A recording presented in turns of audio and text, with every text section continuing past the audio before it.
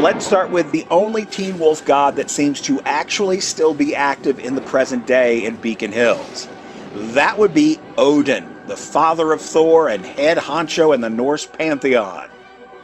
We see proof of his existence indirectly with the Wild Hunt. Odin is a nasty bit of work, mean-tempered and bloodthirsty. He started the Wild Hunt way back in the deep dark before. Throughout history, the Ghost Riders sweep through the sky, riding a supernatural storm and collecting souls as they go. They got stuck in Beacon Hills, so we got to spend lots of quality time with them, but we never got to see or meet their master. Of course, Odin doesn't always ride with them. Many of the stories have other Norse deities or even regional psychopomps leading the hunt. But I think Odin was in Beacon Hills due to this scene from Season 6. Here we have Douglas, who has usurped control of the Riders and is ordering them to kill Scott and his friends. The Riders seem ready to obey until Big Sky Daddy speaks up.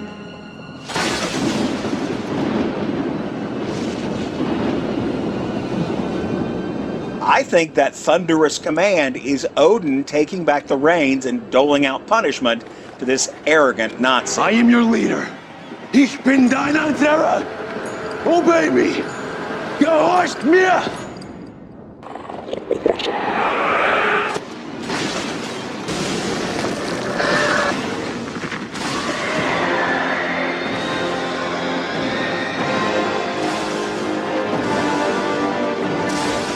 Oh yeah, and if you're wondering why Norse Ghost Riders look like cowboys, it's our fault. Neil Gaiman's wonderful novel, American Gods, speculates on how immigrants to America bring their gods with them, and then the gods change shape and appearance due to the ideas and folklore in this new land. In the case of the Wild Hunt, in 1948, American singer Stan Jones cast the Wild Hunt as cowboys damned to ride herd forever across the sky, gathering up souls.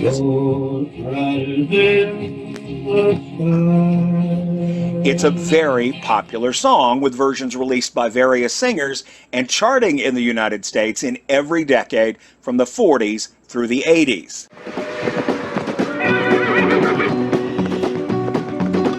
So here and now, Odin's Wild Hunt appears as a bunch of cowboys.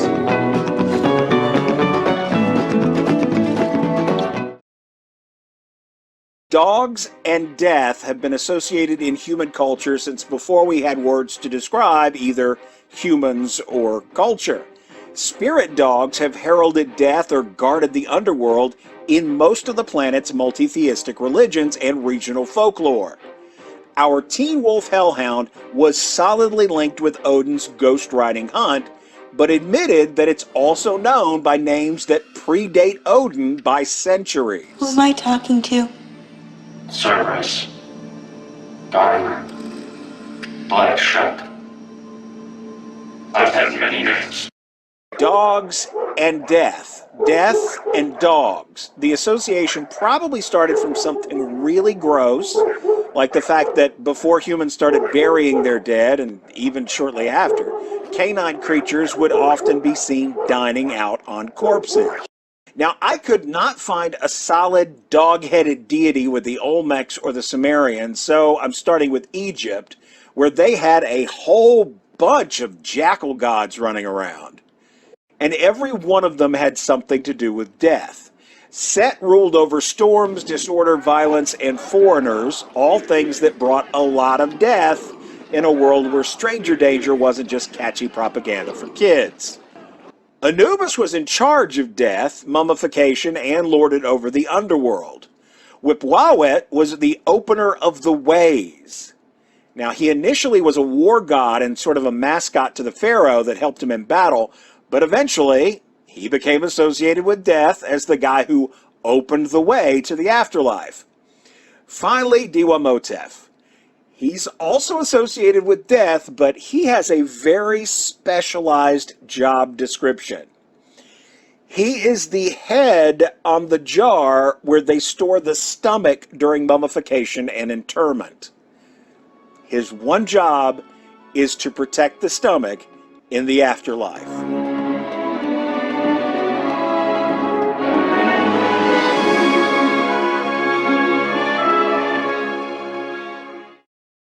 Okay, that's about a minute and a half more about Egyptian dog gods than you needed, but I'm building a platform on which our Teen Wolf Hellhound will stand.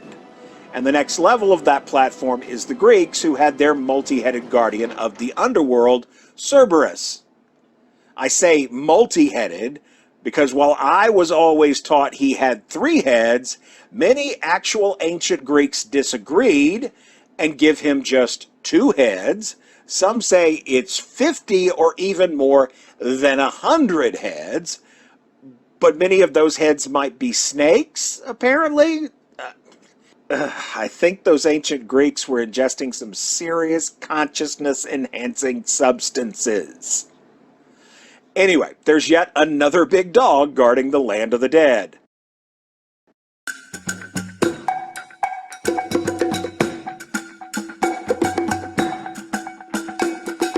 Then, separated by 12,000 miles and about 3,000 years, the Aztecs came up with Xolotl, the dog-headed god that guided the souls of the dead. You get the idea? Somewhere in the early human psyche, dog and death became inextricably intertwined. And by the time Xolotl was ushering deceased Aztecs to their final seats, Odin's wild hunt had already been riding the storm for hundreds of years, collecting souls along the way, with hellhounds at their side. The Norse Pantheon also has Garmr, who guarded the afterlife. Almost every culture has a big black dog myth associated with fire, souls, and the afterlife. So when the Teen Wolf Hellhound says he's known by all these different names, he's telling us that the fiery spirit form that came to that battlefield in Afghanistan, the one that took over the life of poor blowed-to-hell Jordan Parrish, our Hellhound, is actually the basis for all the other death dog myths around the world. Overall, the way I prefer to think about the Hellhound thing is that in the Teen Wolf universe, there have always been this group of dog-like spirits that serve some supernatural purpose having to do with death and the afterlife. They have assumed different forms and functions and names as different cultures became aware of them, but they were always the same group of spirits doing what they've always done. The spirit inside Parrish and the other spirits like it are eternal.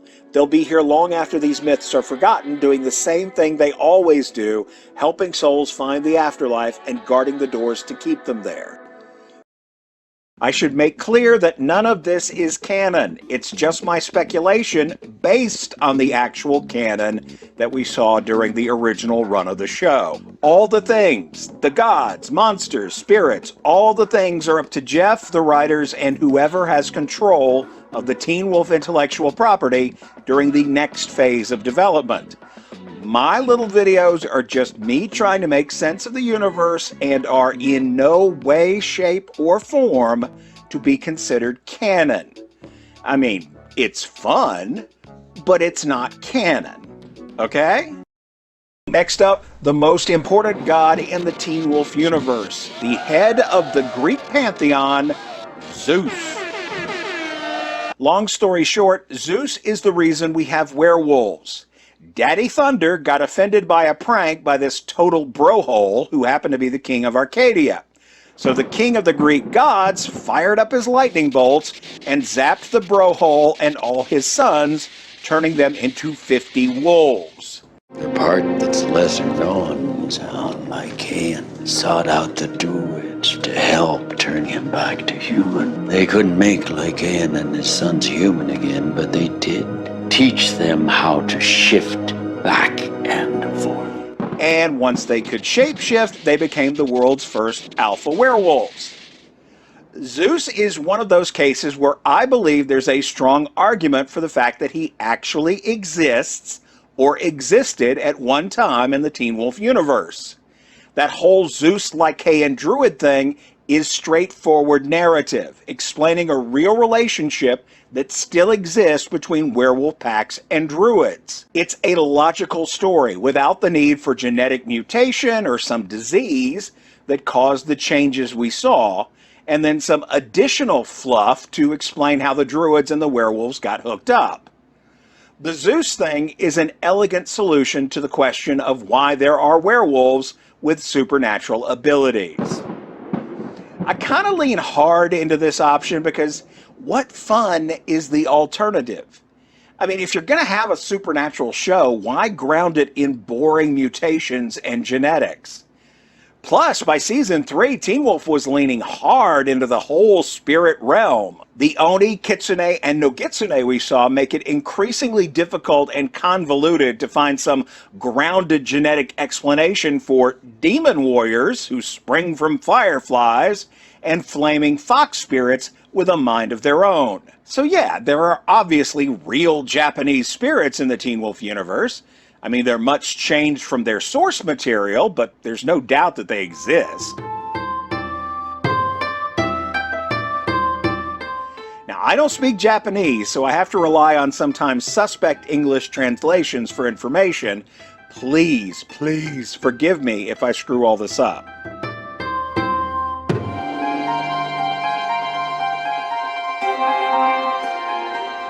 Oni on the show were spirit warriors that could be summoned and set about a task by the summoner. Originally in Japan, the word just referenced the spirits of the dead, but then came to mean a type of troll or monster that was eventually used by parents to scare children.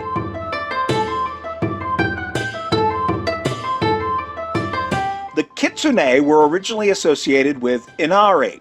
She was what we would refer to as a god, but the Shinto word is more nuanced. Either way, she was the spiritual force revered by farmers. She represented rice and the harvest. Inari apparently had a retinue of white foxes that served as messengers. But the foxes, the kitsune, then took on all sorts of additional roles within Japanese folklore. There are various flavors and a strong belief in fox possession, which is kind of like what we saw with Kira in season 5. It became obvious here in this scene that Kira's fox spirit is separate from her in some ways. It is a spirit entity with a mind all its own.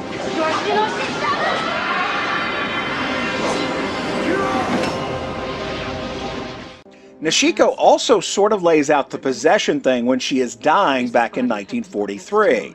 But I could not die knowing they would get away. So I called out to our ancestors for Kitsunetsuki, possession by a fox spirit, for a powerful Nogitsune, to take control of my weakened body, imbue it with power, and use it as a weapon. She wanted to use the Nogitsune herself for vengeance, but it had other plans.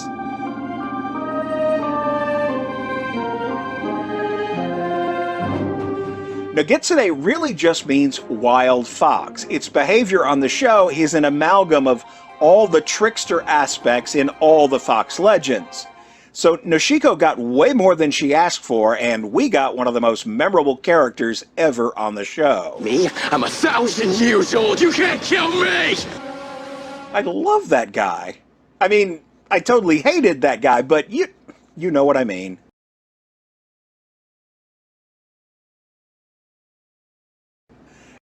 I'm using a lot of illustrations from an Italian art book called Age of Pantheons. I would love nothing more than to sell you a copy of this book, but it's out of print. The whole thing is available to view online, though, and I've linked you to that. It is absolutely beautiful, and you should definitely check out the whole thing. Next up in the Teen Wolf Pantheon, the one god that makes me think the other gods must be real in this universe. Tezcatlipoca. Yeah, what she said. This hunk of Mesoamerican lore was a total badass who was said to have ruled over the first world known as Jaguar Sun. In the present world of the Aztecs, he had returned and defeated a big old feathered serpent, ended a golden age of prosperity, and reintroduced human sacrifice into the culture. Yeah, not a really great guy. The reason I think Tezcatlipoca. Yeah, him. The reason I think he actually existed in the Teen Wolf universe is because his temple actually worked. It de-aged a grown man into a teenager and stole the free will of an alpha werewolf with the simple application of an animal skull. That is powerful, godlike mojo. And all the stories suggest that Tezcatlipoca could assume a humanoid jaguar form, which could explain why his temple worked for Kate when she was also in that form. I don't know if he's still around, but he definitely was at one time and left his wonderful toys behind for Kate to pick up.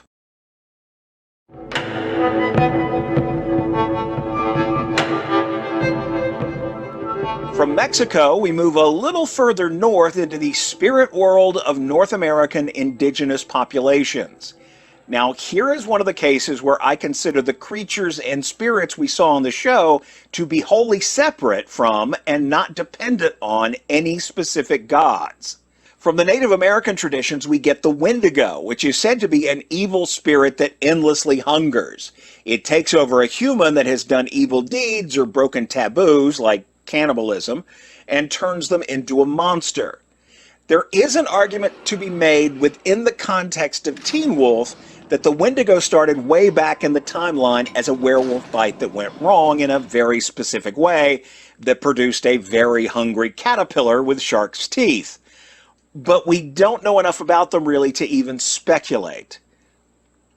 Also for North American tribes, we get the Skinwalkers, and again, we don't really know enough about their Teen Wolf version to speculate too far, and the Navajo who do know the real stories don't like to tell them to non-Navajo. I suppose I'm actually doing a great disservice to the entire culture, rambling on about it, but it was on the show, and it probably shouldn't be ignored. Original mythical Skinwalkers seem to be akin to the Dark Druid we saw in Season 3.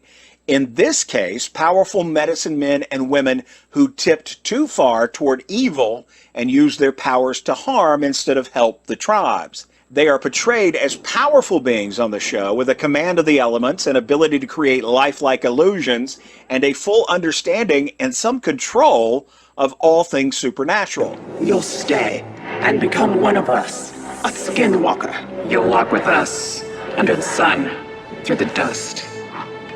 But again, they don't seem to be related to any specific god group. The same is true of Anukate, which in the real-world myth is considered to be a monster with two faces that paralyzes with fear. Old Doubleface isn't a god and not directly related to one that I could find. Now we're getting into a couple of gods that are referenced indirectly on Teen Wolf.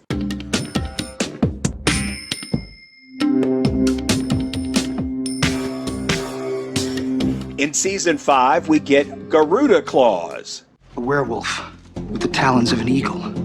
It's possibly a shapeshifter, known in Eastern mythology as a Garuda. So we know Garuda exists or existed in this universe because Deaton is familiar, and also the Dread Doctors could make a fake creature with Garuda claws. In the real world, Garuda are birdmen mainly found in Hinduism and Buddhism.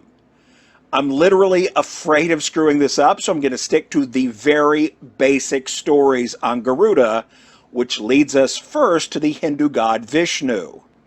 When the protector of the universe needed to get around quickly, he rode Garuda. But before becoming a celestial uber, Garuda had his own life and legend.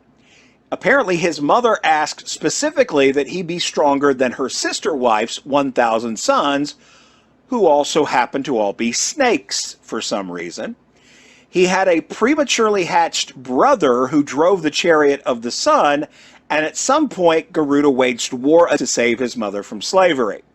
Yes, I know it's all a lot more complicated than that, but I'm just one guy with an American liberal arts education, a wonky internet connection, and limited time. I do know that the Buddhists have a much more interesting background on Garuda. It's not just one guy, it's a whole species of supernatural creatures. They have their own society, royalty, the whole shebang. In these stories, they're the sworn enemies of the snakes.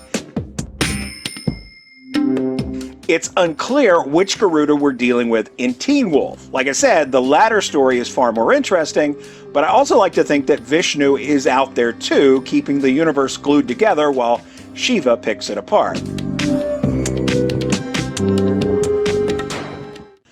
The next god reference is difficult because it's just so old and the stories have been warped and twisted through the ages and even in modern times by, of all things, Dungeons and Dragons.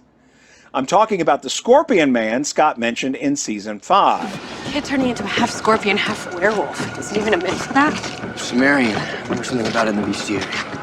Now, the thing he's talking about is most likely from the story of Gilgamesh, where scorpion men are the guards at the sun god's palace.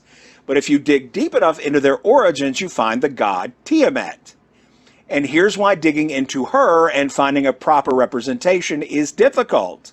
Dungeons and Dragons used the name for a multi-headed dragon way back in 1975, and since then, everybody decided it was a cool name for a planet, or a video game boss, or a weapon, or whatever.